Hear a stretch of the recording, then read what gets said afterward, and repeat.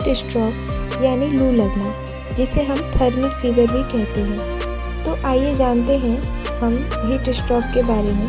तो सबसे पहले जानेंगे आखिर हीट स्ट्रोक होता क्या है।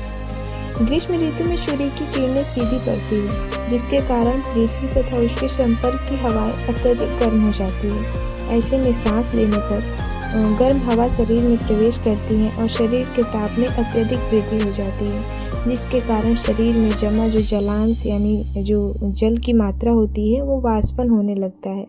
परिणाम स्वरूप जल के साथ साथ लवणांश यानी नमक पसीने के रूप में बाहर आने लगते हैं और एक सीमा तक जल के वाष्पन और शरीर में लवण की निकलने की क्रिया रुक जाती है तथा शरीर में निरंतर जमा होती ऊष्मा अपना प्रभाव मनुष्य एवं जीव जंतुओं में डालने लगती है। तीव्र उष्णता की यह आघात ही थर्मिक फीवर या लू लगना कहलाता है। लू के लगते ही तेज प्यास, ज्वर, वृद्धि, शरीर में टूटन, हाथ पैर में जकड़न, हथेली तथा पैरों के तलुओं के साथ साथ आंखों में तेज जलन होने लगती है। आंखें अंदर की ओर धंसने लगती है।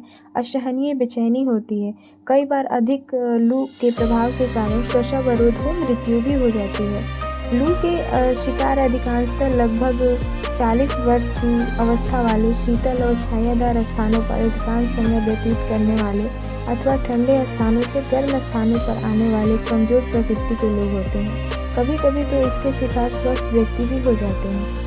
गर्मी के मौसम में खुले शरीर, नंगे सिर और नंगे पांव चलने से भी व्यक्ति लू के चपेट में चल दिया जाता है। ऐसे व्यक्ति जो हाल ही में बीमारी से उठा हो, खाली पेट या प्यासा घर से निकला हो, उसे भी लू लगने की संभावना रहती है।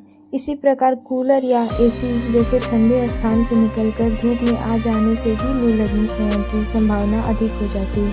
परिश्रम के तुरंत बाद पानी पीने से भी और गर्म एवं निर्वायु स्थान पर धूप में बैठने या काम करने आदि से भी लू की चपेट में आने की खतरा रहती है।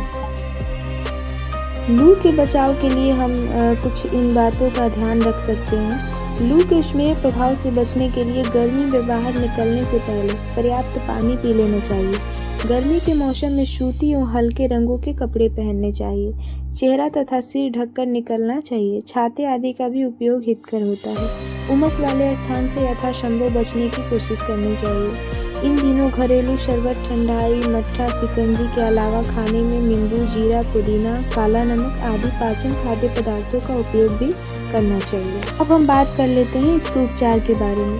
अपनाई गई असुरक्षा अथवा अन्य हुई असावधानी के कारण यदि कोई व्यक्ति लू के चपेट में आ ही जाता है तो सर्वप्रथम हमें उसे किसी छायादार शीतल स्थान पर लेटाकर उसके सिर और शरीर पर ठंडे पानी में भिगोकर सूती कपड़े की पट्टी रखनी चाहिए।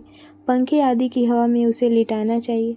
हाथ पैर में प्याज के रस तथा तेल की मालिश करनी चाहिए। उसके बाद हम इस आयुर्वेदिक कुछ औषधियाँ हैं, इसको उपयोग में ला सकते हैं।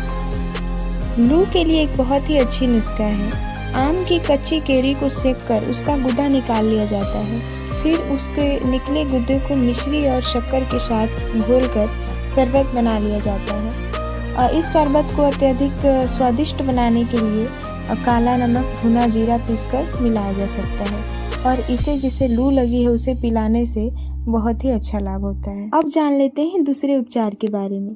चने की सूखी भाजी को पानी में गलाकर उसके निकले छार में सूती कपड़े की पट्टी भिगोकर लगाने से आराम मिलता है। तीसरा उपचार है अरंडी की जड़ तथा मुचकुंद के फूल को मट्ठे में पीसकर सिर पर लगाने से जो लू के वजह से बेचैनी हो रही होती है उसमें राहत मिलती है। चौथा उपचार है इमली के रस को मिश्री या शक्कर के साथ उबालकर ठंडा होने पर शीशी में रख लें। 3-3 घंटे के अंतराल में रोगी को देने से राहत मिलती है। और पांचवा उपचार है बहुफली तथा वन तुलसी के बीजों को गलाकर शक्कर के साथ मथकर शरबत बना लेना चाहिए। फिर इसे छानकर पीड़ित व्यक्ति को पिलाने से आराम मिलता है। चूँकि लू के कई प्रकार होते हैं, इसके लिए इसके उपचार से पूर्व वैद्य अथवा चिकित्सक से सलाह अवश्य ले लेनी चाहिए ताकि उचित उपचार प्राप्त हो सके। धन्यवाद।